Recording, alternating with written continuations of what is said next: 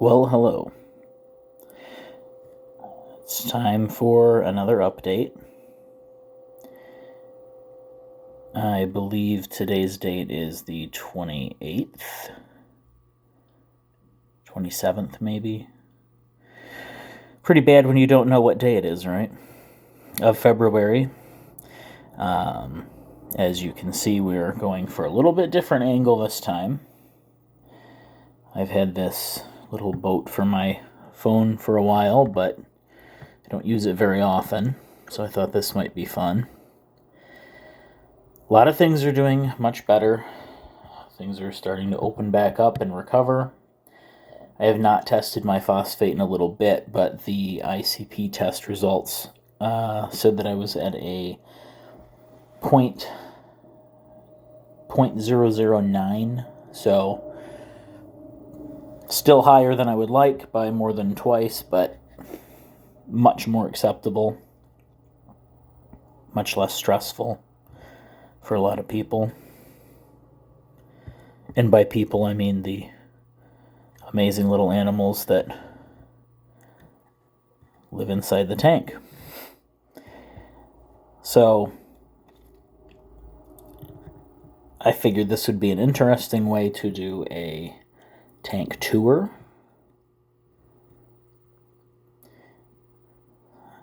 I can show you quite a bit that we can't see from the front. I can't get over my frag rack because I guess we can. Okay. It's just very, very close to the surface, and I don't want to bump the digi that's there. You can see a spongoides piece that had broken off. There's the digi. Drift past him because he's the tallest one. Yeah, hard to focus here. Great big red chalice. Alright, so in the back of the tank, things that you never see from the front of the tank. This is a massive piece of rockwork from the 20-gallon reef. And it had a very small piece of green star polyp, which is one of the first corals I ever had, because it's easy and it spreads and it's hard to kill. And it is pretty. I would love to have it spread across the back of the tank. It is branching right now. The part to the extreme left, you can't tell when it's extended like this, but it is about 2 inches off the rock. So it's reaching out, it's just not quite there yet. But it took over from a tiny piece to the entire chunk of rock, and I just didn't have the heart to throw it out. And there's this great big space behind the rock in the corner. I thought, well, why not? There is a rock formation from my P&W Customs micro reef that I used to have on my desk at work. There's a couple zoas and mushrooms left on it. I just tossed that back there as well. Those tanks are cool, but mine, unfortunately, the light died, and that is the control unit for everything, so I had to tear it apart. If we continue on along the back, I'll come back to this rock in particular, but just looking down at the bottom, there is some more GSP. As we continue, there's in the center, a black widow rock flower anemone that you can't see because it picked the worst spot to decide that it liked. There is a rock down there with some pulsing xenia, which is mysteriously not doing great, which I don't actually mind because it's a pain in the butt. And some rocks, and somewhere down there's a sea apple cucumber, who I don't see at the moment. So if we go back across to the main rock, we'll start in the back. Obviously, there's a toadstool that's green with blue polyps and a toadstool that's blue with green polyps. This is a starry night leptastria. And this is a lava flow, something like that, leptastria. I bought this from my LFS, and it was a big frag to start with, but it has spread, and it's pretty cool. Very resilient. You can see some, I believe it's Mystic Sunset, Montipora, the encrusting pink stuff, and some kind of a Favia or Favites that used to be red when I first bought it, and now it's green. Captain America, Pallies or Zoas, Nuclear Green, which was actually my very first coral, straight down from the Leptastria. I still have them. There's some bloodsucker zoanthids in there, and a couple other like reddish guys, some kind of a Rhodactis. I have a white, it's hard to see in this lighting, but I have a white, Gorgonian. I've never done well with Gorgonians long term, but this guy was fragged up at the LFS, and I thought I'd give him a shot. Moving back over, this is some kind of a Samacora. I want to say it's an outer space Samacora, at least according to my research.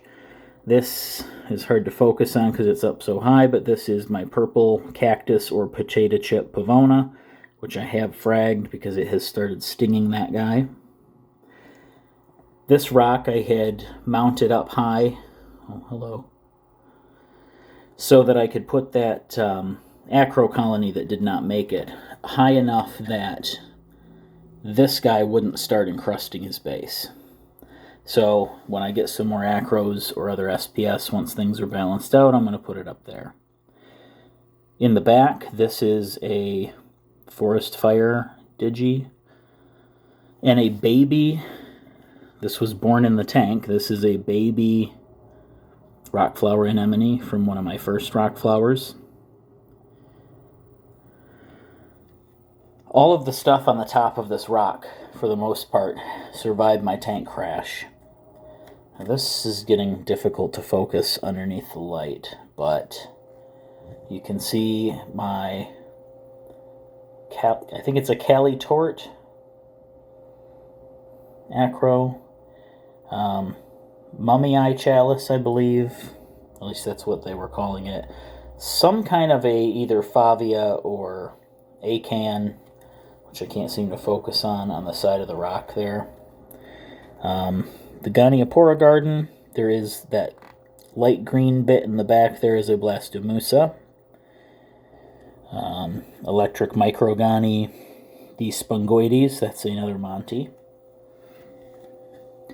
The blue Crocea clam. Several different types of red. I don't know if those are red oxide, maybe the zoas, I'm not real sure. There's a Leptoceras, jack-o'-lantern Leptoceras, stuck under the Spongoides. The orange with the yellow center zoas, those are, they were sold as Alice in Wonderland from Corals of Eden. I have since seen them elsewhere marketed under different names, so I don't know if that is still accurate. This rock down here had been in my 1 gallon Ocean Box Designs tank, and it just got to be too much to maintain this with work being busy and everything on top of my freshwater tanks and dealing with the 40 and everything else. So I moved it in here. It has a Symposium, not the regular blue. This one was Showstopper, I think they were calling it. It's a little prettier than the standard blue. I have had both, and I like that guy better. It's slower growing than I would have expected. It would be really cool if you could have your back wall covered in that, like how people do with GSP, but the Firework Clove Polyp, and there are a couple of closed up Aussie giant clove polyps, the giant palms, but you can't see them right now. A bunch of zoas I don't know the names of, a Palithoa grandis colony, some kind of an orange Yuma mushroom that has had multiple babies. I keep sliding off of my lens here. So, this is becoming irritating. Unfortunately, this lens clips onto the camera in a way that I can't fit the whole assembly inside of the little boat, so you're getting this. The green down there is the fox coral I'm trying to save. You can see a couple of the meat corals, and of course the centerpiece of the I'm drawing a complete blank. Acanthophilia. Too many A names. This is one of the hammers that has fallen off the rock. I've re-glued multiple times, and the crabs keep deciding that they don't like it there. Small rock with a couple of rock flowers, including another tank-born baby. I put it next to the either Welsophilia or Trachyphilia, whichever you prefer, to try to get the orange-fringed rock flower to attach to that rock so that I can move him. I don't like him stuck to the bottom of the tank. I think this is an acan of some kind, an acan echinatum perhaps, but I'm not good at identifying those guys. Excellent polyp extension every single night, and I have seen sweeper tentacles from him, so he's staying where he's at. This rock I've got, this is a rock from Hawaii that my brother found on the beach. I don't think he had ever heard you're not supposed to bring rock home from Hawaii for reasons of curses and bad luck, and also legalities, but here it is now, and it has ocean life on it once again. So the candy cane, which is one of the very first corals that I had, there's another candy cane with the purple rim, some very bright yellow, I don't remember what they're called, some kind of zoas that are very bright, magician zoas, obviously the really nice standard Duncan, bigger, much bigger candy canes here, including the blue teal one. I don't know what he's called. A couple of cool chalices I got from the LFS. I believe that is some kind of a lepto, but it's like a plating lepto. It's got the same striations that the jack-o'-lantern Leptoceras has, but I'm not real sure. It's never done well. It's never grown much. It died back a lot. I put it there, and it seems to be the happiest it's been in a while. Can't see it too great, but this is a new addition here. I'm trying to focus. This is we're not going to focus on it. This is a Millipora elcacornis. This is an irresponsible decision on my part, but I thought it was really interesting and I want to try it. If you know what that Latin name means without looking it up, maybe mention it in the comments and tell me why I'm stupid. This is, I don't know what zoa that is. It's really, really interesting. That was from an LFS. I believe that's a devil's hand. This rock, there was a single polyp on here, and I don't see it now. That may have finally died back. Short tentacle gani, an Elviopora. This is a yellow turbinaria. Moving on to here, there is a very sad, large chalice down below. That's the one that almost died from the recent incidents. This is a broken off piece of the Forest Fire Digi. This, we have no idea. This came from the LFS, and my fish guy there was baffled. He didn't know what to call it. This piece had broken off of a larger colony that was growing upside down in a cave. So, I don't know. Very cool. Definitely SPS. It doesn't look like any of the Montes, though. I'm not real sure.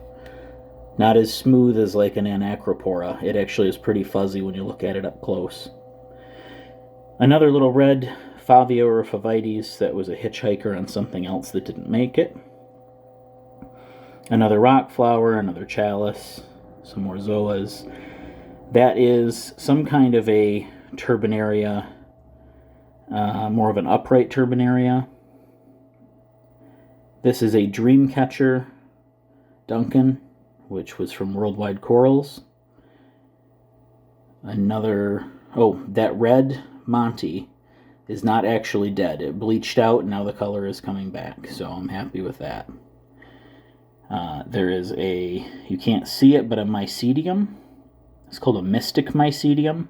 Kind of that blue line there. It's kind of perfectly vertical. That has not done well anywhere except for that spot. I don't know exactly what kind that is, but that's a chalice.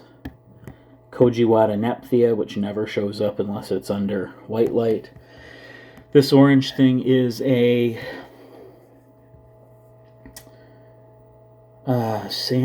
Samacora. I believe it's a Samacora. Very, very slow. It's been there for months and is just barely starting to encrust off of its plug. I've had that for a couple years.